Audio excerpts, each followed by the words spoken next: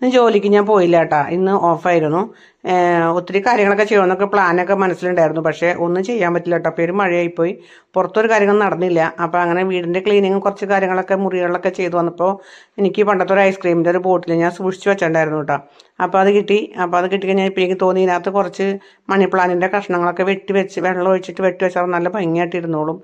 അതിൻ്റെ അടപ്പ് കൊണ്ട് സ്റ്റാൻഡ് പോലെ ആക്കി വെക്കാൻ പറ്റും കേട്ടോ.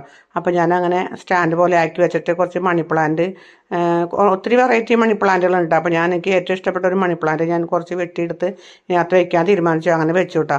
നോക്കിക്കേ, നല്ല ഭംഗിയില്ലേ കാണാനായിട്ട്, നല്ല രസമുണ്ടല്ലേ.